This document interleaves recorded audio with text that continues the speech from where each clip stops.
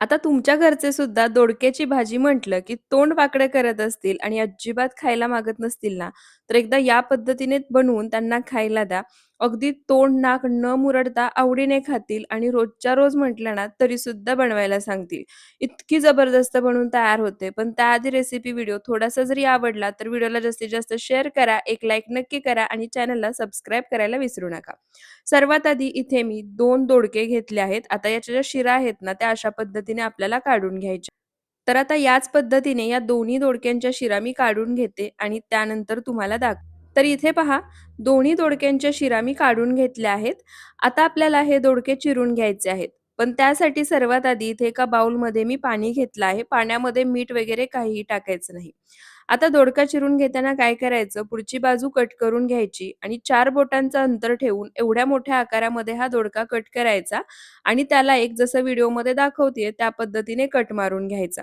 आता हे दोन्ही दोडके मी याच पद्धतीने चिरून घेते, कारण हा दोडका आपण भरून तर इथे बनवणार. पहा, दोन्ही दोडके मी चिरून घेतले आहेत, पाण्यामध्ये घातलेत. आता हे बाजूला ठेवायचे म्हणजे काळे पडणार नाहीत आणि आता एक वाटण तयार करायचं.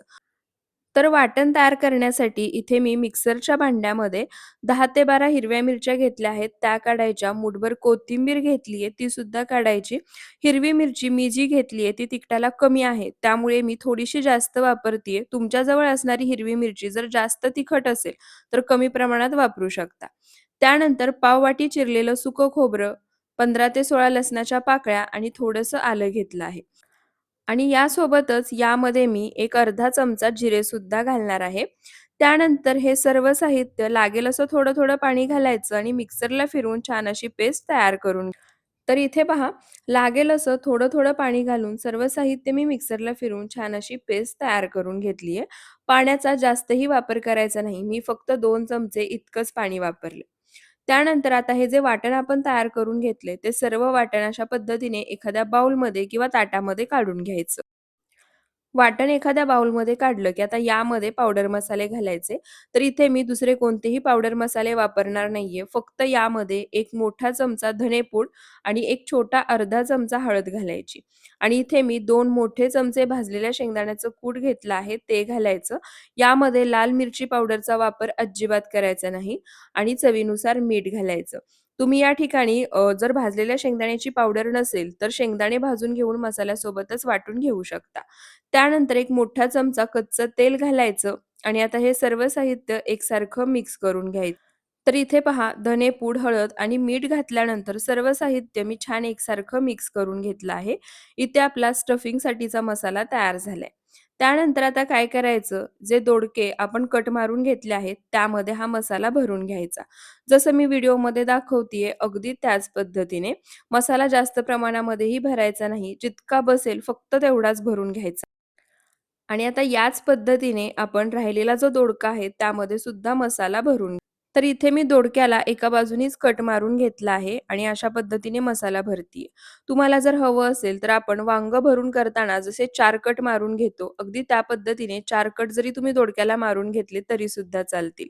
आता राहिलेल्या दोडक्यांमध्ये सुद्धा याच पद्धतीने आपण मसाला भरून घेऊया. त्यानंतर तुम्हाला तर इथे पहा, राहिलेल्या दोडक्यांमध्ये सुद्धा मसाला भरून घेतला आहे. थोडासा मसाला शिल्लक सुद्धा आहे. आता आपण लगेच भाजी बनवून घेऊया. त्यासाठी मी गॅसवर कढई गरम करायला ठेवली आहे. तुम्हाला जर ही भाजी कढईमध्ये बनवायची नसेल, तर कुकरमध्ये सुद्धा बनवू शकता. एका शिट्टीमध्ये ही भाजी बनवून तयार होते. त्यानंतर यामध्ये 3 मोठे चमचे तेल घालायचं. तेल गरम झालं, की जो मसाला शिल्लक राहिला आहे, तो सर्व मसाला यामध्ये घालायचा आणि आता या मसाल्याचा कच्चेपणा जाईपर्यंत आणि मसाल्याला छान तेल सुटेपर्यंत हा मसाला आपल्याला परतून घ्यायचा आहे. मसाला परतून घेताना गॅसचा फ्लेम मीडियम टू लो ठेवा. तर इथे पहा, मसाला मी छान तेल सुटेपर्यंत, कच्चेपणा जाईपर्यंत परतून घेतलाय.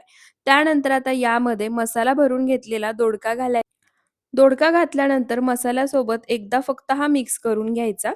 त्यानंतर आता यामध्ये ज्या बाउलमध्ये आपण मसाला काढला होता, त्याच बाउलमध्ये मी एक अर्धा ग्लास पाणी घेतलं होतं. म्हणजे बाउलला लागलेला मसाला वाया जाणार नाही. ते पाणी यामध्ये घालायचं, मिक्स करायचं आणि झाकण ठेवून मंद आचेवर हा दोडका आपल्याला शिजवून घ्यायचा आहे. अधून-मधून अशा पद्धतीने झाकण काढायचं. दोडका खालून एकदा एकसारखा मिक्स करून घ्यायचा आणि पुन्हा झाकण ठेवून मंद आचेवर हे शिजवून घ्यायचं. 1-2 वेळा खालून एकसारखं मिक्स करून घ्यायचं म्हणजे दोडका खाली लागून करपणार नाही. तर इथे पहा अधून-मधून मिक्स करत हा दोडका मंद आचेवर मी छान असा शिजवून घेतला आहे. तुम्ही पाहू शकता वरती छान तर्री सुद्धा आली आहे. भाजीचा रंग सुद्धा तुम्ही पाहू शकता आणि त्यासोबतच ही भाजी दिसायला जितकी भन्नाट दिसते ना, चवीला याही पेक्षा अप्रतिम झाली होती.